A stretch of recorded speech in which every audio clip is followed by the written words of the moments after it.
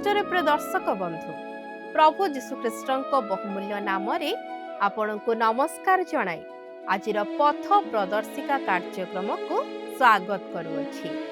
ନିୟମିତ ଏହି କାର୍ଯ୍ୟକ୍ରମ ଦେଖୁଥାନ୍ତୁ ଓ ଆମ୍ଭମାନଙ୍କ ସହିତ ଫୋନରେ ଯୋଗାଯୋଗ ଜାରି ରଖିଥାନ୍ତୁ।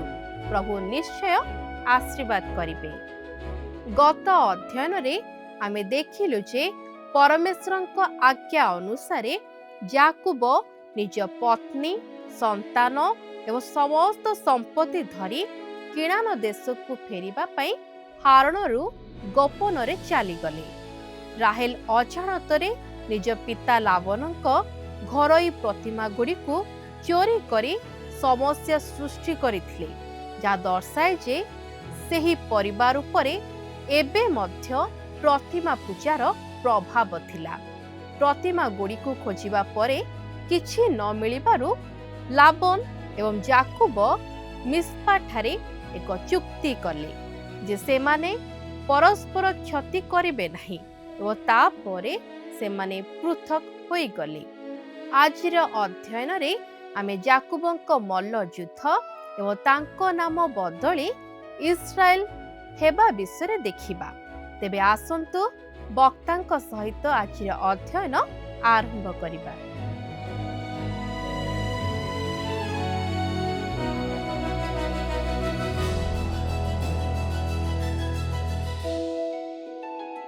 ଖ୍ରୀଷ୍ଟରେ ପ୍ରିୟ ଦର୍ଶକ ବନ୍ଧୁ ନମସ୍କାର। ଆଜି ଆମେ ଆଉ ଏକ ନୂଆ ବିଷୟକୁ ଅଧ୍ୟୟନ କରିବାକୁ ଯିବା। ତାହା ହେଲା ଆଦି ପୁସ୍ତକ 32 ପର୍ବ ତାର 7 ପଦରୁ 32 ପଦର ଶେଷ ଯାଏ। ଆଦି ପୁସ୍ତକ 32 ପର୍ବ ତାର 7 ଏବଂ 8 ପଦରେ ଲେଖା ଅଛି, ତହିଁରେ ଯାକୁବ ଅତିଶୟ ଭୀତ ଓ ଉଦ୍ବିଗ୍ନ ହେଲା। ପୁଣି ସଙ୍ଗୀ ଲୋକମାନଙ୍କୁ ଓ ଗୋମେସାଦି ସମସ୍ତ ପୋଲ ଓ ଓଟମାନଙ୍କୁ ଭିନ୍ନ ଭିନ୍ନ ଦୁଇ ଦଳ କରି କହିଲା, ଏସୋ ଆସି ଯେବେ ଏକ ଦଳକୁ ପ୍ରହାର କରିବ, ତଥାପି ଅନ୍ୟ ଦଳ ବଞ୍ଚି ପଳାଇଯିବେ। ଯାକୁବ ଭାବୁଛନ୍ତି ଯେ ସେ ବଡ଼ ବିପଦରେ ଅଛନ୍ତି। ତାଙ୍କ ଭାଇ ତାଙ୍କ ନିକଟକୁ ଆସୁଥିବାରୁ ସେ ନିଜର ଦଳକୁ ଦୁଇ ଭାଗରେ ବିଭକ୍ତ କରିଛନ୍ତି। ସେ ଚତୁରତା ସହିତ କାର୍ଯ୍ୟ କରୁଛନ୍ତି। ସେ ଭାବୁଛନ୍ତି ଯଦି ତାଙ୍କ ଭାଇ ଗୋଟିଏ ଦଳ ଉପରେ ଆକ୍ରମଣ କରିବେ, ତେବେ ଅନ୍ୟ ଦଳଟି ରକ୍ଷା ପାଇପାରିବ। ଲକ୍ଷ୍ୟ କରନ୍ତୁ ଯାକୁବ ଏବେ କ'ଣ କରୁଛନ୍ତି। ସେ ନିଜର ଏହି ସଙ୍କଟ ସମୟରେ ଈଶ୍ୱରଙ୍କ ନିକଟରେ ପ୍ରାର୍ଥନା କରୁଛନ୍ତି। ଆଦି ପୁସ୍ତକ 32 ପର୍ବ ତାର 9 ଏବଂ 10 ପଦରେ ଲେଖା ଅଛି, ସେତେବେଳେ ଯାକୁବ କହିଲା, ହେ ମୋହର ପିତା ଅବ୍ରାହମଙ୍କର ପରମେଶ୍ୱର, ହେ ମୋହର ପିତା ଇସାହାକଙ୍କର ପରମେଶ୍ୱର, ହେ ସଦାପ୍ରଭୁ, ତୁମ୍ଭେ ଆପେ ମୋତେ କହିଥିଲ, ତୁମ୍ଭେ ଆପଣା ଦେଶ ଓ ଜ୍ଞାତିମାନଙ୍କ ନିକଟକୁ ଫେରିଯାଅ, ତହିଁରେ ଆମ୍ଭେ ତୁମ୍ଭର ମଙ୍ଗଳ କରିବା। ତୁମ୍ଭେ ଏହି ଦାସ ପ୍ରତି ଯେ ସମସ୍ତ ଦୟା ଓ ଯେ ସମସ୍ତ ବିଶ୍ୱସ୍ତତା ପ୍ରକାଶ କରିଅଛ, ମୁଁ ତହିଁର କିଞ୍ଚିତ ହିଁ ପାଇବାର ଯୋଗ୍ୟ ନୁହେଁ, ଯେହେତୁ ମୁଁ ନିଜର ଯଷ୍ଟି ମାତ୍ର ଘେନି ଏହି ଜର୍ଦ୍ଦନ ପାର ହୋଇଥିଲି, ମାତ୍ର ଏବେ ମୁଁ ଦୁଇ ଦଳ ହୋଇଅଛି। ଯାକୁବ ଏବେ ଈଶ୍ୱରଙ୍କ ନିକଟରେ ବିନତି କରୁଛନ୍ତି ଏବଂ ଆଦିପିତା ଅବ୍ରାହମ ଓ ଇସାହାକଙ୍କ ଈଶ୍ୱରଙ୍କ ନାମରେ ପ୍ରାର୍ଥନା କରୁଛନ୍ତି। ମୁଁ ଯାକୁବଙ୍କ ଜୀବନରେ ସାମାନ୍ୟ ପରିବର୍ତ୍ତନ ଅନୁଭବ କରୁଛି। ପ୍ରଥମ ଥର ପାଇଁ ମୁଁ ତାଙ୍କୁ ଏହା କହିବାର ଶୁଣୁଛି, ମୁଁ ତୁମ୍ଭର ଟିକିଏ ଦୟା ପାଇବା ପାଇଁ ମଧ୍ୟ ଯୋଗ୍ୟ ନୁହେଁ। ପ୍ରଥମ ଥର ପାଇଁ ସେ ସ୍ୱୀକାର କରୁଛନ୍ତି ଯେ ସେ ଈଶ୍ୱରଙ୍କ ଦୃଷ୍ଟିରେ ଜଣେ ପାପୀ ଅଟନ୍ତି। ଆପଣ ଜାଣନ୍ତି କି, ଏମିତି ଅନେକ ଖ୍ରୀଷ୍ଟିଆନ ଅଛନ୍ତି ଯେଉଁମାନେ ନିଜକୁ ପାପୀ ବୋଲି ସ୍ୱୀକାର କରନ୍ତି ନାହିଁ। ଅନେକ ବର୍ଷ ଧରି ମୁଁ ଜଣେ ବ୍ୟକ୍ତିଙ୍କୁ ଜାଣିଥିଲି, ତାଙ୍କୁ ପାପୀ ବୋଲି କିଏ କହିଲେ ରାଗି ଯାଉଥିଲେ। ସେ କହୁଥିଲେ ସେ କ'ଣ ସବୁ କରିଛନ୍ତି ଏବଂ ସେ ଉଦ୍ଧାର ପାଇସାରିଛନ୍ତି, ତେଣୁ ସେ ଆଉ ପାପୀ ନୁହନ୍ତି। ମୋର ବନ୍ଧୁ, ସେ ଜଣେ ପାପୀ। ଆମେ ସମସ୍ତେ ପାପୀ କେବଳ ଈଶ୍ୱରଙ୍କ ଅନୁଗ୍ରହ ଦ୍ୱାରା ଉଦ୍ଧାର ପାଇଛୁ।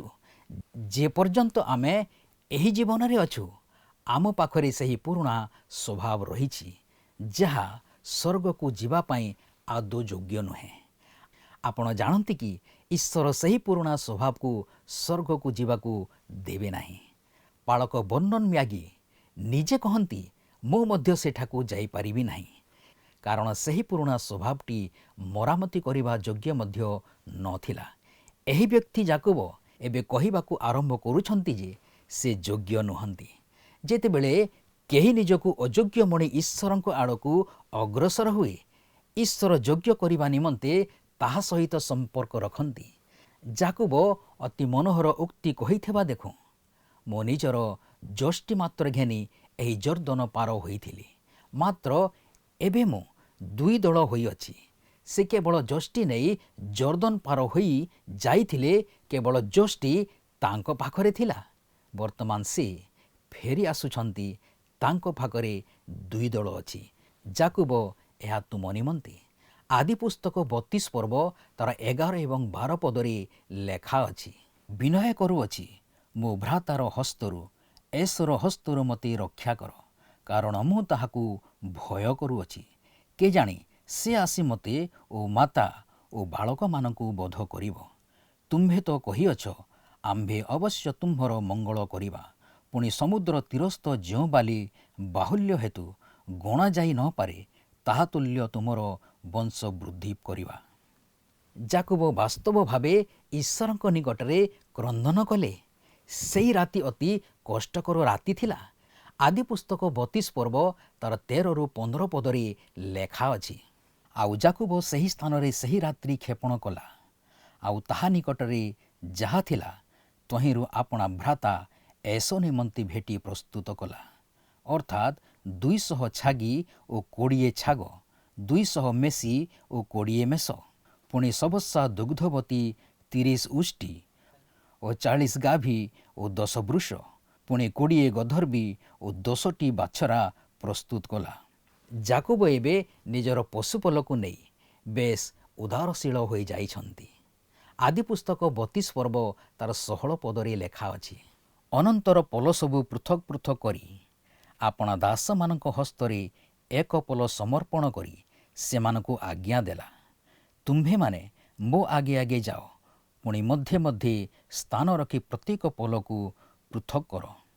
ଏହା ହିଁ ହେଉଛି ଯାକୋବଙ୍କର କୌଶଳ। ସେ ତାଙ୍କ ଭାଇଙ୍କ ନିମନ୍ତେ ମୂଲ୍ୟବାନ ଉପହାର ସ୍ୱରୂପେ ପଶୁପଲ ପଠାଇବେ। ଯେତେବେଳେ ସେହି ପ୍ରଥମ ପଶୁପଲଟି ବଞ୍ଚିବ, ଏସ ପଚାରିବେ, ଏହା କ'ଣ? ଦାସମାନେ ଉତ୍ତର ଦେବେ, ଆମେ ଆପଣଙ୍କ ଭାଇ ଯାକୋବଙ୍କ ପକ୍ଷରୁ ଉପହାର ନେଇ ଆସିଛୁ। ଏସ ସେହି ଉପହାର ଗ୍ରହଣ କରିବେ ଏବଂ ଆଉ କିଛି ବାଟ ଆଗକୁ ଗଲାପରେ ସେହିଭଳି ଆଉ ଏକ ପଶୁପଲର ସମ୍ମୁଖୀନ ହେବେ। ସେ ଦାସମାନଙ୍କୁ ପଚାରିବେ, ତୁମେମାନେ କୁଆଡ଼େ ଯାଉଛ? ସେମାନେ କହିବେ, ଆମେମାନେ ଏସକୁ ଭେଟିବାକୁ ଯାଉଛୁ ଏବଂ ଏହା ତାଙ୍କ ଭାଇ ଯାକୋବଙ୍କ ପକ୍ଷରୁ ଉପହାର। ସେ କହିବେ, ମୁଁ ଏହି ଏସ। ମୋତେ ବିଶ୍ୱାସ କରନ୍ତୁ, ଯେପର୍ଯ୍ୟନ୍ତ ଏସ ତାଙ୍କ ଭାଇ ଓ ପରିବାର ନିକଟରେ ପହଞ୍ଚିଛନ୍ତି, ସେତେବେଳକୁ ତାଙ୍କ ରାଗ ଶାନ୍ତ ହୋଇଯାଇଥିବ। ଯାକୋବ ଈଶ୍ୱରଙ୍କ ନିକଟରେ ପ୍ରାର୍ଥନା କରି କହୁଛନ୍ତି, ତୁମେ ତ କହିଅଛ, ତୁମ ଦେଶକୁ ଫେରିଯାଅ, ଆମ୍ଭେ ଅବଶ୍ୟ ତୁମର ମଙ୍ଗଳ କରିବା। କିନ୍ତୁ ସେ କ'ଣ ଈଶ୍ୱରଙ୍କୁ ବିଶ୍ୱାସ କଲେ ନାହିଁ? ସେ ନିଜେ ସମସ୍ତ ବ୍ୟବସ୍ଥା କରିବାରେ ଲାଗି ପଡ଼ିଛନ୍ତି। ଏହା ପ୍ରକାଶ କରେ ଯେ ସେ ଈଶ୍ୱରଙ୍କ ଉପରେ ଭରସା କରିନଥିଲେ। ମୁଁ ଭୟ କରେ ଯେ ଆମେ ମଧ୍ୟ ସେହି ପରିସ୍ଥିତିରେ ଥାଉଁ। ଆମ ମଧ୍ୟରୁ ଅନେକେ ଆମ ଭାର ଈଶ୍ୱରଙ୍କ ନିକଟରେ ଥୋଇଥାଉଁ। ଆମେ ସବୁ ବିଷୟ ତାଙ୍କ ସମ୍ମୁଖରେ ରଖୁଁ, ନିଜେ ମଧ୍ୟ ସେହି କାର୍ଯ୍ୟ କରିବାକୁ ଚେଷ୍ଟା କରୁ। କିନ୍ତୁ ପ୍ରାର୍ଥନା ସରିବା ମାତ୍ରେ ଆମେ ତୁରନ୍ତ ଉଠିପଡ଼ୁ ଏବଂ ସେହି ଛୋଟ ବୋଝକୁ ପୁଣି ନିଜ ପିଠିରେ ଲଦି ଦେଇ ଚାଲିବାକୁ ଆରମ୍ଭ କରୁ। ଆମେ ପ୍ରକୃତରେ ଈଶ୍ୱରଙ୍କୁ ବିଶ୍ୱାସ କରୁନାହୁଁ, କରୁଛୁ କି? ଆମେ ଯେପରି ଭାବରେ ତାଙ୍କୁ ଭରସା କରିବା କଥା ସେହିପରି କରୁନାହୁଁ। ଆଦି ପୁସ୍ତକ 32 ପର୍ବ ତାର 17ରୁ 20 ପଦରେ ଲେଖା ଅଛି, ପୁଣି ସେ ସର୍ବାଗ୍ରଗାମୀ ଦାସକୁ ଏହି ଆଜ୍ଞା ଦେଲା, ମୋହର ଭ୍ରାତା ଏସ ସହିତ ସାକ୍ଷାତ ହେଲେ ସେ ଯେବେ ପଚାରିବେ, ତୁମ୍ଭେ କାହାର ଦାସ, କେଉଁଠାକୁ ଯାଉଅଛ, ପୁଣି ତୁମ୍ଭର ଅଗ୍ରସ୍ଥିତ ଏହି ସମସ୍ତ କାହାର, ତେବେ ତୁମ୍ଭେ ଉତ୍ତର ଦେବ, ଏହି ସମସ୍ତ ଆପଣଙ୍କ ଦାସ ଯାକୋବଙ୍କର। ଏହିସବୁ ଭେଟି ଆମ୍ଭ ପ୍ରଭୁ ଏସଙ୍କ ନିମନ୍ତେ ପ୍ରେରିତ। ଦେଖନ୍ତୁ, ସେ ମଧ୍ୟ ପଛେ ପଛେ ଆସୁଅଛନ୍ତି। ଏହି ପ୍ରକାରେ ସେ ଦ୍ୱିତୀୟ ଓ ତୃତୀୟ ପଲର ପଶ୍ଚାଦଗାମୀ ସବୁ ଦାସମାନଙ୍କୁ ଆଜ୍ଞା ଦେଇ କହିଲା, ଏସ ସଙ୍ଗରେ ସାକ୍ଷାତ ହେଲେ ତୁମେମାନେ ଏହି ପ୍ରକାର କଥା କହିବ। ଆହୁରି କହିବ, ଦେଖନ୍ତୁ ଆପଣଙ୍କ ଦାସ ଯାକୁବ ଆମମାନଙ୍କ ପଛେ ଆସୁଅଛନ୍ତି। କାରଣ ସେ ମନେ କଲେ ଆଗେ ଭେଟି ପଠାଇ ତାଙ୍କୁ ଶାନ୍ତ କରି ପଛେ ତାଙ୍କ ସଙ୍ଗରେ ସାକ୍ଷାତ କରିବା। ତହିଁରେ ସେ ଆମ୍ଭ ପ୍ରତି ଅନୁଗ୍ରହ କଲେ କରିପାରନ୍ତି। ଗୋଟିଏ ପରେ ଗୋଟିଏ ପଶୁପଲ ଏସଙ୍କ ସମ୍ମୁଖକୁ ଆସିବ ଓ ସେ ଖୁସି ହେବେ। ଯାକୁବ ଏହି ଯୋଜନା ଅନୁସାରେ ହିଁ କାମ କରୁଛନ୍ତି। ଆଦି ପୁସ୍ତକ 32 ପର୍ବ ତାର 21-23 ପଦରେ ଲେଖା ଅଛି, ଏହି ରୂପେ ତାହା ଆଗରେ ଭେଟି ଦ୍ରବ୍ୟ ଗଲା। ମାତ୍ର ସେ ଆପେ ସେହି ରାତ୍ରି ନିଜ ଦଳ ମଧ୍ୟରେ ରହିଲା। ଅନନ୍ତର ସେ ରାତ୍ରିରେ ଉଠି ଆପଣାର 2 ଭାର୍ଯ୍ୟା ଓ 2 ଦାସୀ ଓ 11 ସନ୍ତାନଙ୍କୁ ଜବୋକ ଘାଟରେ ପାର କରାଇବା ପାଇଁ ସଙ୍ଗରେ ନେଲା। ପୁଣି ସେମାନଙ୍କୁ ନଦୀ ପାର କରାଇ ଆପଣାର ସମସ୍ତ ଦ୍ରବ୍ୟ ସେ ପାରିକି ପଠାଇଦେଲା। ଯାକୁବଙ୍କ ଜୀବନରେ ସେ ରାତିର ମହାନ ଅନୁଭୂତି। ଏହା ଯାକୋବ ନଦୀ ପାର ହେବାର ସେହି ସ୍ଥାନ, ଯାହା ଅତ୍ୟନ୍ତ ନିର୍ଜନ ଏବଂ ଶୁଷ୍କ। ଜଣେ ପାଳକ ତାଙ୍କ ଅନୁଭୂତିରୁ ଏପରି କହୁଛନ୍ତି, ମୁଁ ଯେତେବେଳେ ସେଠାକୁ ଯାଇଥିଲି ମୁଁ ଜାଣିଶୁଣି ମୋ ଦଳଠାରୁ ଅଲଗା ହୋଇଯାଇଥିଲି ଏବଂ ସେଠାରେ ଥିବା ପୋଲ ଉପରେ କିଛି ସମୟ ଚାଲି ଚାଲି ଯାଇଥିଲି। ସେହି ସମୟର କଥା ଯେତେବେଳେ ଯୁକ୍ତରାଷ୍ଟ୍ର ଆମେରିକା ହ୍ୱାସିମାଇଟ୍ କିଙ୍ଗଡମ୍ ଅଫ୍ ଜୋର୍ଡାନ ପାଇଁ ଏକ ସୁନ୍ଦର ରାସ୍ତା ନିର୍ମାଣ କରିଥିଲା। ସେହି ଉତ୍ତମ ରାସ୍ତା ନଥିଲେ ଆପଣ ସେଠାରେ ଅନେକ ଜିନିଷ ଦେଖିପାରିନଥାନ୍ତେ, କାରଣ ତାହା ସମ୍ପୂର୍ଣ୍ଣ ନିର୍ଜନ ପ୍ରାନ୍ତର। ମୁଁ ସେହି ଜବୋକ ନଦୀ କୂଳରେ ପାଣି ପିଉଥିବା ମେଣ୍ଢାମାନଙ୍କର କିଛି ଫଟୋ ଉଠାଇଥିଲି। ନଦୀ ପାର ହେବାର ସେହି ସ୍ଥାନଟି ଏକ ଅତ୍ୟନ୍ତ ନିରାନନ୍ଦ ଓ ଶୁଷ୍କ ସ୍ଥାନ, ଯାହା 2ଟି ପାହାଡ଼ ମଝିରେ ଏବଂ ଅତ୍ୟନ୍ତ ଦୁର୍ଗମ ଅଞ୍ଚଳରେ ଅବସ୍ଥିତ।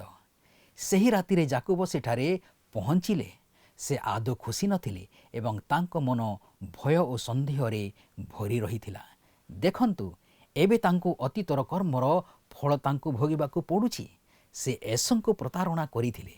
ଈଶ୍ୱର ଯାକୁବଙ୍କୁ କେବେ ସେହି ଉପାୟରେ ଜ୍ୟେଷ୍ଠାଧିକାର କି ଆଶୀର୍ବାଦ ହାସଲ କରିବାକୁ କହିନଥିଲେ। ଈଶ୍ୱର ନିଜେ ତାଙ୍କ ପାଇଁ ତାହା କରିଥାନ୍ତେ। ସେହି ରାତିରେ ଯାକୁବ ତାଙ୍କର ସମସ୍ତ ସମ୍ପତ୍ତି ଓ ପରିବାରକୁ ଜବୋକ ନଦୀ ପାର କରି ପଠାଇଦେଲେ, କିନ୍ତୁ ସେ ନିଜେ ଅନ୍ୟ ପାର୍ଶ୍ୱରେ ରହିଗଲେ। ଯେପରି ଯଦି ତାଙ୍କ ଭାଇ ଏସ ଆସନ୍ତି ତେବେ ସେ ହୁଏତ ଯାକୁବଙ୍କୁ ହତ୍ୟା କରିବେ, କିନ୍ତୁ ପରିବାରକୁ ଛାଡ଼ିଦେବେ। ଏହିପରି ଭାବରେ ଯାକୁବ ସେଠାରେ ସମ୍ପୂର୍ଣ୍ଣ ଏକାକୀ ରହିଗଲେ। ପନୁଏଲରେ ମଲ୍ଲଯୁଦ୍ଧ। ଆଦି ପୁସ୍ତକ 32 ପର୍ବ ତାର 24 ପଦରେ ଲେଖା ଅଛି, ସେତେବେଳେ ଯାକୁବ ସେଠାରେ ଏକାକୀ ରହିଲା। ତହୁଁ ଜଣେ ପୁରୁଷ ପ୍ରଭାତ ପର୍ଯ୍ୟନ୍ତ ତାହା ସହିତ ମଲ୍ଲଯୁଦ୍ଧ କଲେ। ଏହି ମଲ୍ଲଯୁଦ୍ଧ ବିଷୟରେ ଆଲୋଚନା କରିବା ପୂର୍ବରୁ ମୁଁ କିଛି କଥା ସ୍ପଷ୍ଟ କରିବାକୁ ଚାହୁଁଛି। ମୁଁ ଶୁଣିବାକୁ ପାଇଛି ଯେ ଯାକୁବ ନିଜେ ଯୁଦ୍ଧ ଆରମ୍ଭ କରିଥିଲେ, କିନ୍ତୁ ପ୍ରକୃତରେ ଯାକୁବ କାହା ସହିତ ଯୁଦ୍ଧ କରିବାକୁ ଚାହୁଁନଥିଲେ। ତାଙ୍କ ପଛରେ ଲାବନ ଅଛନ୍ତି, ଯିଏ ତାଙ୍କ ପାଇଁ ମଙ୍ଗଳ ଚିନ୍ତା କରୁନଥିଲେ। ତାଙ୍କ ସାମ୍ନାରେ ତାଙ୍କ ଭାଇ ଏସ ଅଛନ୍ତି। ଯାକୁବ ଏହି 2 ଜଣଙ୍କ ମଧ୍ୟରୁ କାହାରି ସହ ମଧ୍ୟ ମୁକାବିଲା କରିବା ପାଇଁ ସମର୍ଥ ନୁହନ୍ତି। ସେ ଏବେ ଜନ୍ତା ଭିତରେ ଫସି ଯାଇଛନ୍ତି। କେଉଁ ଆଡ଼କୁ ଯିବେ ତାହା ଜାଣିପାରୁନାହାନ୍ତି। ଆପଣ କ'ଣ ଭାବୁଛନ୍ତି ସେ କ'ଣ ସେହି ରାତିରେ ଆଉ କାହା ସହ ଲଢ଼ିବାକୁ ଚାହୁଁଥିଲେ? ମୋତେ ଲାଗୁନି ସେ ଏହା ଚାହୁଁଥିଲେ ବୋଲି। ବହୁ ବର୍ଷ ପୂର୍ବେ ଟାଇମ୍ ମ୍ୟାଗାଜିନ୍ ନିଜର କ୍ରୀଡ଼ା ବିଭାଗରେ ଶ୍ରେଷ୍ଠ ମଲ୍ଲଯୋଦ୍ଧାଙ୍କ ପାଇଁ ହୋଇଥିବା ଭୋଟ ସମ୍ପର୍କରେ ରିପୋର୍ଟ କରିବା ସମୟରେ କହିଥିଲା ଯେ ଇତିହାସର ସବୁଠାରୁ ପ୍ରସିଦ୍ଧ ମଲ୍ଲଯୋଦ୍ଧା ଯାକୁବଙ୍କୁ ଗୋଟିଏ ହେଲେ ଭୋଟ ମିଳିନାହିଁ। ସେହି ପତ୍ରିକା ପଢ଼ିଲା ପରେ ଜଣେ ଲେଖିଲେ, ମଲ୍ଲଯୋଦ୍ଧା ଯାକୁବଙ୍କ ବିଷୟରେ କିଛି କୁହନ୍ତି, କାରଣ ଯିଏ ସେହି ଚିଠି ଲେଖିଥିଲେ ଯାକୁବଙ୍କ ବିଷୟରେ କେବେ ଶୁଣିନଥିଲେ କି ବାଇବଲ କେବେ ପଢ଼ିନଥିଲେ। ଆରମ୍ଭରୁ ଏହା ସମ୍ପୂର୍ଣ୍ଣ ସ୍ପଷ୍ଟ କରିଦେବା ଉଚିତ ଯେ ଯାକୁବ ଜଣେ ମଲ୍ଲଯୋଦ୍ଧା ନୁହନ୍ତି। ସେହି ରାତିରେ ସେ ଏକାକୀ ରହିବାକୁ ଚାହୁଁଥିଲେ ଏବଂ ସେ କୌଣସି ଯୁଦ୍ଧ ପାଇଁ ପ୍ରସ୍ତୁତ ନଥିଲେ। ପ୍ରଶ୍ନ ହେଉଛି, ସେହି ରାତିରେ ଯାକୁବଙ୍କ ସହିତ ମଲ୍ଲଯୁଦ୍ଧ କରିଥିବା ସେହି ବ୍ୟକ୍ତି ଜଣକ କିଏ? ସେ କିଏ ହୋଇଥିବେ? ସେ ବିଷୟରେ ଅନେକଙ୍କ ଅନେକ ମତ, କିନ୍ତୁ ମୋ ମତରେ ସେ ଅନ୍ୟ କେହି ନୁହନ୍ତି ବରଂ ମନୁଷ୍ୟ ରୂପ ଧାରଣକାରୀ ଖ୍ରୀଷ୍ଟ। ହୋସେୟଙ୍କ ଭବିଷ୍ୟତବାଣୀରେ ସେଥିର ପ୍ରମାଣ ଦେଖୁଁ। ହୋସେୟ 12 ପର୍ବ ତାର 1-5 ପଦ କହେ, ଏଫ୍ରାଇମ୍ ବାୟୁ ଭୋଜନ କରେ ଓ ପୂର୍ବୀୟ ବାୟୁର ପଛେ ପଛେ ଗମନ କରେ। ସେ ସର୍ବଦା ମିଥ୍ୟା କଥା ଓ ଉପଦ୍ରବ ବୃଦ୍ଧି କରେ ଓ ସେମାନେ ଅସୁରର ସହିତ ନିୟମ କରନ୍ତି ଓ ମିଶରକୁ ତୈଳ ବୁହାଯାଏ। ଆହୁରି ସଦାପ୍ରଭୁଙ୍କ ଓ ଯିହୁଦା ମଧ୍ୟରେ ବିବାଦ ଅଛି। ସେ ଯାକୁବକୁ ତାହାର ଆଚରଣ ଅନୁଯାୟୀ ଦଣ୍ଡ ଦେବେ, ତାହାର କ୍ରିୟାନୁସାରେ ସେ ତାହାକୁ ପ୍ରତିଫଳ ଦେବେ। ଗର୍ଭରେ ସେ ଆପଣା ଭ୍ରାତର ପାଦମୂଳ ଧରିଲା ଓ ବୟପ୍ରାପ୍ତ ସମୟରେ ସେ ପରମେଶ୍ୱରଙ୍କ ସହିତ ଯୁଦ୍ଧ କଲା। ହଁ, ସେ ଦୂତ ଉପରେ ବଳବାନ ହୋଇ ଜୟ କଲା। ସେ କ୍ରନ୍ଦନ କରି ତାହାଙ୍କ ନିକଟରେ ବିନତି କଲା। ସେ ବେଥେଲରେ ତାହାଙ୍କ ଉଦ୍ଦେଶ୍ୟ ପାଇଲା ଆଉ ସେଠାରେ ସେ ଆମମାନଙ୍କ ସହିତ କଥା କହିଲେ। ସେହି ସଦାପ୍ରଭୁ ସୈନ୍ୟାଧିପତି ପରମେଶ୍ୱର, ସଦାପ୍ରଭୁ ତାହାଙ୍କର ସ୍ମରଣୀୟ ନାମ। ସଦାପ୍ରଭୁ ହିଁ ତାଙ୍କର ସ୍ମରଣାର୍ଥକ ନାମ, ଅର୍ଥାତ୍ ସଦାପ୍ରଭୁ ହିଁ ତାଙ୍କ ନାମ। ସେହି ରାତିରେ ଯାକୁବଙ୍କ ସହିତ ମଲ୍ଲଯୁଦ୍ଧ କରିଥିବା ସେହି ବ୍ୟକ୍ତି ଜଣ ଅନ୍ୟ କେହି ନୁହନ୍ତି, ସେ ଥିଲେ ସ୍ୱୟଂ ଯିହୋବା ଅର୍ଥାତ୍ ଖ୍ରୀଷ୍ଟ। ଆଦି ପୁସ୍ତକ 32 ପର୍ବ ତାର 25 ପଦରେ ଲେଖା ଅଛି, ମାତ୍ର ତାହାକୁ ଜୟ କରିପାରିଲେ ନାହିଁ ଦେଖି ସେ ଯାକୁବର ଉର୍ ଦେଶର ସନ୍ଧି ସ୍ଥାନରେ ଆଘାତ କଲେ।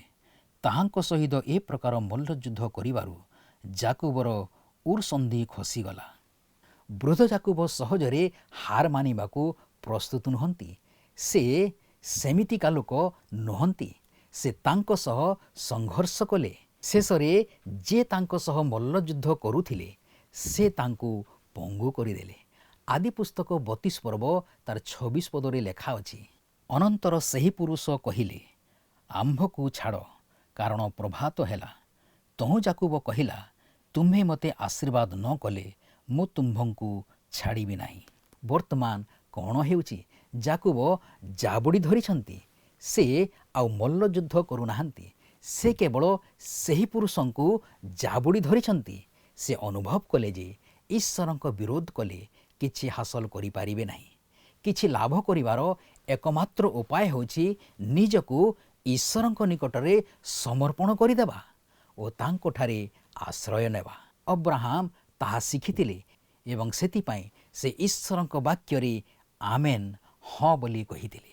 ସେ ଈଶ୍ୱରଙ୍କୁ ବିଶ୍ୱାସ କଲେ।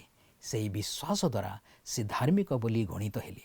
ଯେତେବେଳେ ଅବ୍ରାହମଙ୍କ ପାଖରେ ଆଉ କୌଣସି ଉପାୟ ନଥିଲା, ସେତେବେଳେ ସେ ଈଶ୍ୱରଙ୍କୁ ଆବୋରି ଧରିଥିଲେ। ମୋର ବନ୍ଧୁ, ଯେତେବେଳେ ଆପଣ ସେହି ଅବସ୍ଥାରେ ପହଞ୍ଚିବେ, ସେତେବେଳେ ହିଁ ଆପଣ ଈଶ୍ୱରଙ୍କ ଉପରେ ବିଶ୍ୱାସ କରିବେ। ଯେତେବେଳେ ଆପଣ ତାଙ୍କୁ ଧରି ରଖନ୍ତି, ସେତେବେଳେ ସେ ଆପଣଙ୍କୁ ସାହାଯ୍ୟ କରନ୍ତି। ଯାକୁବଙ୍କ ନାମ ଇସ୍ରାଏଲରେ ପରିବର୍ତ୍ତିତ ହେଲା। ଆଦି ପୁସ୍ତକ 32 ପର୍ବ ତାର 27 ଏବଂ 28 ପଦରେ ଲେଖା ଅଛି, ପୁନର୍ବାର ସେହି ମନୁଷ୍ୟ କହିଲେ, ତୁମ୍ଭର ନାମ କ'ଣ? ସେ କହିଲା, ଯାକୁବ। ସେ କହିଲେ, ତୁମ୍ଭେ ଯାକୁବ ନାମରେ ଆଉ ବିଖ୍ୟାତ ହେବ ନାହିଁ, ମାତ୍ର ଇସ୍ରାଏଲ ପରମେଶ୍ୱରଙ୍କ ସହିତ ଯୋଦ୍ଧା ନାମରେ ବିଖ୍ୟାତ ହେବ, କାରଣ ତୁମ୍ଭେ ପରମେଶ୍ୱର ଓ ମନୁଷ୍ୟ ସହିତ ଯୁଦ୍ଧ କରି ଜୟୀ ହୋଇଅଛ। ସେ ଆଉ ପୁରୁଣା ଯାକୁବ ନାହାନ୍ତି, ଯିଏ ପ୍ରତାରକ ଥିଲେ।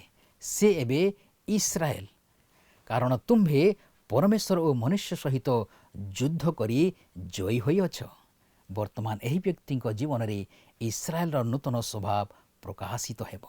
ଆଦି ପୁସ୍ତକ 32 ପର୍ବ ତାର 29 ଏବଂ 30 ପଦରେ ଲେଖା ଅଛି, ସେତେବେଳେ ଯାକୁବ ପଚାରି କହିଲା, ମୁଁ ବିନୟ କରୁଅଛି, ତୁମ୍ଭର ନାମ କୁହ।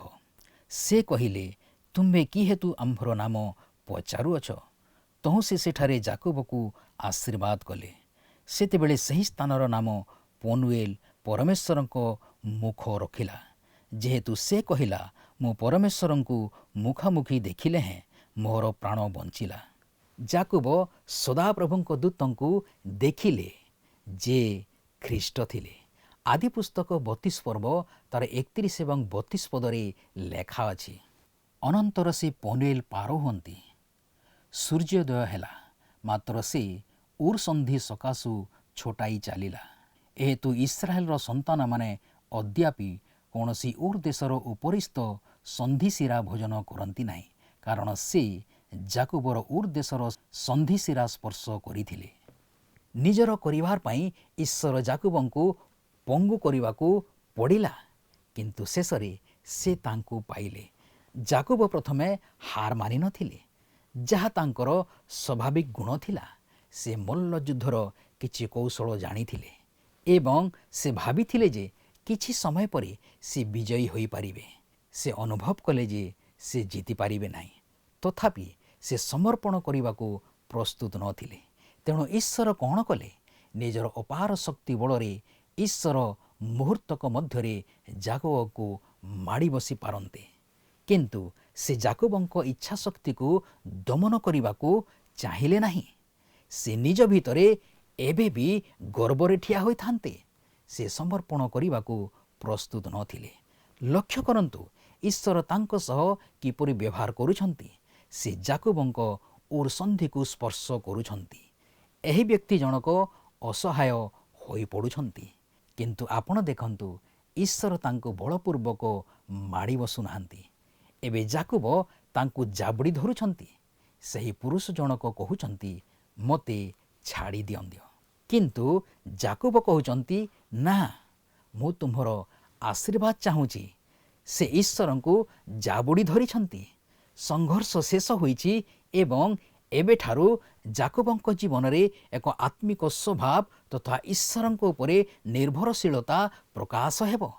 ଆପଣ ଏହି ପରିବର୍ତ୍ତନକୁ ମୁହୂର୍ତ୍ତକ ମଧ୍ୟରେ ଅନୁଭବ କରିପାରିବେ ନାହିଁ। ମନୋବିଜ୍ଞାନୀମାନେ କହନ୍ତି ଯେ ଆମର ସ୍ନାୟୁ ପ୍ରଣାଳୀରେ କିଛି ନିର୍ଦ୍ଦିଷ୍ଟ ସଂଯୋଗ ଗଢ଼ି ଉଠିଥାଏ, ଯାହାଫଳରେ ଆମେ ଅଭ୍ୟାସଗତ କାମ କରିଥାଉ। ଆମେ ହେଉଛୁ ଅଭ୍ୟାସର ଦାସ। ଯାକୁବଙ୍କ ଜୀବନର ଶେଷ ପର୍ଯ୍ୟନ୍ତ ପହଞ୍ଚିବା ବେଳକୁ ଆମେ ଦେଖିବା ଯେ ସେ ପ୍ରକୃତରେ ଜଣେ ଈଶ୍ୱରଙ୍କ ଲୋକ। ପ୍ରଥମେ ଆମେ ଯାକୁବଙ୍କୁ ତାଙ୍କ ଘରେ ଏବଂ ତାହାପରେ ହାରଣରେ ଦେଖିଥିଲୁ, ଯେଉଁଠାରେ ସେ ଜଣେ ସାଂସାରିକ ମଣିଷ ଥିଲେ। ଏଠାରେ ପନୁଏଲଠାରେ ଜବୋକ ନଦୀ କୂଳରେ ସଂଘର୍ଷ କରୁଥିବାର ଦେଖୁଛୁ। ଏହାପରେ ଏବଂ ମିଶର ଯିବା ପର୍ଯ୍ୟନ୍ତ ଆମେ ତାଙ୍କୁ ଜଣେ ବିଶ୍ୱାସୀ ମଣିଷ ଭାବରେ ଦେଖୁ। ପ୍ରଥମେ ଜଣେ ସାଂସାରିକ ମଣିଷ, ତାହାପରେ ଜଣେ ସଂଘର୍ଷଶୀଳ ବ୍ୟକ୍ତି ଏବଂ ଶେଷରେ ଜଣେ ବିଶ୍ୱାସ ଭାବେ ଦେଖୁଛୁ। ଏହାର ଓଡ଼ିଆ ଅନୁବାଦ ହେଉଛି ନୂତନ ନିୟମରେ ଜଣେ ଯୁବକ, ଯାକୁବଙ୍କ ବଂଶଧର, ଯାହାଙ୍କ ନାମ ତାର୍ସ ନିବାସୀ ସାଉଲ। ରୋମିଓ ପୁସ୍ତକର 7ମ ଅଧ୍ୟାୟରେ ନିଜର ସଂଘର୍ଷ ବିଷୟରେ ଆମକୁ କହିଛନ୍ତି। ତାଙ୍କ ଜୀବନର 3ଟି ପର୍ଯ୍ୟାୟ ଥିଲା। ଯେତେବେଳେ ସେ ଖ୍ରୀଷ୍ଟିଆନ ଭାବେ ପରିବର୍ତ୍ତିତ ହେଲେ, ସେ ଭାବିଥିଲେ ଯେ ସେ ନିଜେ ଖ୍ରୀଷ୍ଟିଆନ ଜୀବନ ବଞ୍ଚିପାରିବେ। ଜଣେ ପାଳକ ଏପରି କହନ୍ତି, ସେଇଠି ହିଁ ମୁଁ ମଧ୍ୟ ଭୁଲ କରିଥିଲି। ଯେତେବେଳେ ମୁଁ ଜଣେ ଖ୍ରୀଷ୍ଟିଆନ ହେଲି, ମୁଁ ସ୍ପଷ୍ଟ ଭାବରେ ଭାବିଥିଲି ଯେ ମୁଁ ନିଜେ ଖ୍ରୀଷ୍ଟିଆନ ଜୀବନ ଅତିବାହିତ କରିପାରିବି। ଶେଷରେ ବର୍ଣ୍ଣନ ମ୍ୟାଗିଙ୍କୁ କୌଣସି ସାହାଯ୍ୟର ଆବଶ୍ୟକତା ନଥିଲା।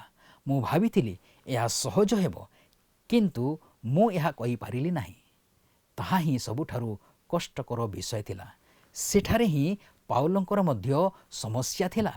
ରୋମିଓ 7 ପର୍ବ ତାର 19 ପଦରେ କହନ୍ତି, କାରଣ ଯେଉଁ ଉତ୍ତମ କର୍ମ କରିବାକୁ ମୁଁ ଇଚ୍ଛା କରେ, ତାହା କରେ ନାହିଁ, କିନ୍ତୁ ଯେଉଁ ମନ୍ଦ କର୍ମ କରିବାକୁ ମୁଁ ଇଚ୍ଛା କରେ ନାହିଁ, ତାହା କରେ। ପାଉଲ ଅନୁଭବ କଲେ ଯେ କେବଳ ପୁରୁଣା ସ୍ୱଭାବରେ କିଛି ଭଲ ଗୁଣ ନାହିଁ, ତାହା ନୁହେଁ, ବରଂ ନୂତନ ସ୍ୱଭାବରେ ମଧ୍ୟ କୌଣସି ଶକ୍ତି ନାହିଁ। ଶେଷରେ ପାଉଲ ଏହା କହୁଥିବାର ଶୁଣୁଛୁ, ଯାହା ରୋମିଓ 7 ପର୍ବ ତାର 24 ପଦରେ ଲେଖା ଅଛି, ହାୟ ଦୁର୍ଭାଗ୍ୟ ମନୁଷ୍ୟ ଯେ ମୁଁ, ମୋତେ ଏହି ମୃତ୍ୟୁର ଶରୀରରୁ କିଏ ଉଦ୍ଧାର କରିବ? ତାପରେ 7 ପର୍ବ ତାର 25 ପଦରେ କିଛି ଘଟୁଛି। ସେ କହନ୍ତି, ଆମମାନଙ୍କ ପ୍ରଭୁ ଯୀଶୁଖ୍ରୀଷ୍ଟଙ୍କ ଦ୍ୱାରା ଈଶ୍ୱରଙ୍କର ଧନ୍ୟବାଦ ହେଉ। ଅତଏବ ମୁଁ ନିଜେ ମନ ଦ୍ୱାରା ଈଶ୍ୱରଙ୍କ ବ୍ୟବସ୍ଥାର ଦାସ, କିନ୍ତୁ ଶରୀର ଦ୍ୱାରା ପାପ ବ୍ୟବସ୍ଥାର ଦାସ ଅଟେ। ଆମ ସମସ୍ତଙ୍କ କ୍ଷେତ୍ରରେ ମଧ୍ୟ ଏହିପରି ଘଟିଥାଏ। ଆମ ସମସ୍ତଙ୍କ ପାଖରେ ସେହି ପୁରୁଣା ସ୍ୱଭାବ ରହିଛି। ଏହା ଏପରି କିଛି କରିପାରିବ ନାହିଁ ଯାହା ଈଶ୍ୱରଙ୍କୁ ସନ୍ତୁଷ୍ଟ କରିବ। ପ୍ରକୃତରେ ପାଉଲ ଆହୁରି ମଧ୍ୟ କହିଛନ୍ତି ଯେ ଏହା ଈଶ୍ୱରଙ୍କ ବିରୁଦ୍ଧରେ ଥିଲା। ରୋମିଓ 8 ପର୍ବ ତାର 7 ଏବଂ 8 ପଦ କହେ, ଯେଣୁ ଶାରୀରିକ ଭାବ ଈଶ୍ୱରଙ୍କ ବିରୁଦ୍ଧରେ ଶତ୍ରୁତା, କାରଣ ତାହା ଈଶ୍ୱରଙ୍କ ବ୍ୟବସ୍ଥାର ବଶୀଭୂତ ନୁହେଁ, ପୁଣି ବଶୀଭୂତ ହେବା ଅସମ୍ଭବ। ଯେଉଁମାନେ ଶରୀରର ବଶରେ ଅଛନ୍ତି ସେମାନେ ଈଶ୍ୱରଙ୍କର ସନ୍ତୋଷ ପାତ୍ର ହୋଇପାରନ୍ତି ନାହିଁ। ଆମ ଶରୀରରେ ଆମେ ଈଶ୍ୱରଙ୍କୁ ସନ୍ତୁଷ୍ଟ କରିପାରିବା ନାହିଁ। ଶେଷରେ ପାଉଲ ଈଶ୍ୱରଙ୍କ ଆତ୍ମାଙ୍କଠାରେ ସମର୍ପଣ କରିବା ଦ୍ୱାରା ବିଜୟୀ ହେଉଛନ୍ତି, ଯାହା ବ୍ୟବସ୍ଥା କରିପାରିଲା ନାହିଁ। ଆତ୍ମା ତାହା ଆମ ଜୀବନରେ ସାଧନ କଲେ କିପରି ଜଣେ ଏହା କରିପାରେ? ଯେପର୍ଯ୍ୟନ୍ତ ଆମେ ତାଙ୍କଠାରେ ନିଜକୁ ସମର୍ପଣ ନ କରିଛୁ ଅବା ତାଙ୍କୁ ସନ୍ତୁଷ୍ଟ ନ କରିଛୁ। ସମର୍ପଣର ଅର୍ଥ ହେଉଛି ଜଣେ ପରିବର୍ତ୍ତିତ ବ୍ୟକ୍ତି ଯେ ନିଜ ଇଚ୍ଛା ଶକ୍ତିକୁ ଈଶ୍ୱରଙ୍କ ନିକଟରେ ସମ୍ପୂର୍ଣ୍ଣ ସମର୍ପଣ କରେ। ଯାକୁବ ଠିକ୍ ତାହା ହିଁ କରିଥିଲେ। ଯାକୁବ ଜିତିଲେ ସତ, କିନ୍ତୁ ସେ ଏହି ବିଜୟ ସଂଘର୍ଷ କରି ନୁହେଁ, ବରଂ ନିଜକୁ ସମର୍ପଣ କରି ହାସଲ କରିଥିଲେ। ତାଙ୍କ ଜୀବନରୁ ଆମକୁ କେତେ ସୁନ୍ଦର ଶିକ୍ଷା ମିଳୁଛି। ଆମକୁ କୁହାଯାଇଛି ଯେ ଏହି ସମସ୍ତ ଘଟଣା ସେମାନଙ୍କ ଜୀବନରେ ଆମ ପାଇଁ ଉଦାହରଣ ସ୍ୱରୂପ ଘଟିଥିଲା। ପ୍ରଥମ କରନ୍ଥୀୟ 10 ପର୍ବ ତାର 11 ପଦ ପଢ଼ନ୍ତୁ। ଯଦି ଈଶ୍ୱରଙ୍କ ନିକଟରେ ନିଜକୁ ସମର୍ପଣ କରୁ ସେ ଆଶୀର୍ବାଦ କରିବେ। ପ୍ରିୟ ଦର୍ଶକ ବନ୍ଧୁ, ମୁଁ ଆଶା କରେ ଆଜିର ଅଧ୍ୟୟନଟି ନିଶ୍ଚୟ ଆପଣଙ୍କୁ ଭଲ ଲାଗିଥିବ। ଆଜି ତ ଆମ ସମୟ ଶେଷ ହେଲାଣି। ପରବର୍ତ୍ତୀ କାର୍ଯ୍ୟକ୍ରମରେ ପୁଣି ଥରେ ଆପଣଙ୍କ ସହିତ ଦେଖା ହେବ। ଆପଣଙ୍କ ଠାରୁ ବିଦାୟ ନେବା ପୂର୍ବରୁ ଆସନ୍ତୁ ପ୍ରାର୍ଥନା କରିବା। ପ୍ରେମିକ ଦୟାଳୁ ସ୍ୱର୍ଗସ୍ଥ ପିତା, ଆମେ ତୁମକୁ ଧନ୍ୟବାଦ ଦେଉଅଛୁ। ଆଜିର ସୁନ୍ଦର ବାକ୍ୟ ଦ୍ୱାରା ଆମମାନଙ୍କୁ ତୁମେ କଥା କହିଅଛ। ତୁମରି ଉପସ୍ଥିତି ମଧ୍ୟକୁ ଆସିବା ପାଇଁ ଆମମାନଙ୍କୁ ତୁମେ ସାହାଯ୍ୟ କଲ। ତୁମରି ଉପସ୍ଥିତି ମଧ୍ୟରେ ବସିକି ପ୍ରଭୁ ତୁମରି ସୁନ୍ଦର ବାକ୍ୟ ଅଧ୍ୟୟନ କରିବା ପାଇଁ ଆମମାନଙ୍କୁ ତୁମେ ସାହାଯ୍ୟ କଲ। ତୁମକୁ ଧନ୍ୟବାଦ ଦେଉଅଛୁ। ପବିତ୍ର ପ୍ରିୟ ପ୍ରଭୁ, ଆଜିର ଦିନରେ ଯାହା ବି ପ୍ରଭୁ ଆମେ ତୁମ ବାକ୍ୟରୁ ଶିକ୍ଷା ଲାଭ କରିଅଛୁ, ସେ ସମସ୍ତ ବିଷୟକୁ ବୁଝିବା ନିମନ୍ତେ ଆମମାନଙ୍କୁ ତୁମେ ସାହାଯ୍ୟ କର। ଗୌରବ ସମ୍ଭ୍ରମ ମହିମା କେବଳ ତୁମକୁ ଦେଇ ଯୀଶୁଙ୍କ ନାମରେ ଏହି ପ୍ରାର୍ଥନା ମାଗୁଅଛୁ। ଆମେନ୍। ବହୁତ ବହୁତ ଧନ୍ୟବାଦ। ପ୍ରଭୁ ଆପଣମାନଙ୍କୁ ଆଶୀର୍ବାଦ କରନ୍ତୁ।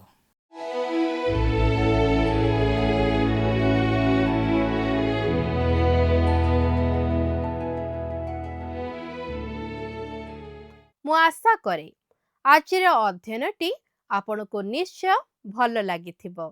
ଆଜିର ଅଧ୍ୟୟନରୁ ଆମେ ଶିଖିଲୁ, ଯେତେବେଳେ ଯାକୁବ ଶୁଣିଲେ ଯେ ଏସୋ 400 ଲୋକଙ୍କ ସହ ଆସୁଛନ୍ତି, ସେ ଅତ୍ୟଧିକ ଭୟଭୀତ ହୋଇଗଲେ। ତେଣୁ ସେ ନିଜ ପରିବାର ଓ ପଶୁପଲକୁ 2 ଭାଗରେ ବିଭକ୍ତ କରିଦେଲେ, ଯେପରିକି ଗୋଟିଏ ଦଳ ଉପରେ ଆକ୍ରମଣ ହେଲେ ଅନ୍ୟ ଦଳଟି ରକ୍ଷା ପାଇଯାଇପାରିବ। ନିଜର ଏହି ଭୟ ମଧ୍ୟରେ ଯାକୁବ ପରମେଶ୍ୱରଙ୍କ ନିକଟରେ ପ୍ରାର୍ଥନା କଲେ ଏବଂ ପ୍ରଥମ ଥର ପାଇଁ ନମ୍ରତାର ସହ ସ୍ୱୀକାର କଲେ ଯେ ସେ ପରମେଶ୍ୱରଙ୍କ ଦୟା ପାଇବା ପାଇଁ ଯୋଗ୍ୟ ନୁହନ୍ତି। ଏହା ଦର୍ଶାଏ ଯେ ତାଙ୍କ ହୃଦୟରେ ପରିବର୍ତ୍ତନ ଆରମ୍ଭ ହେଉଥିଲା।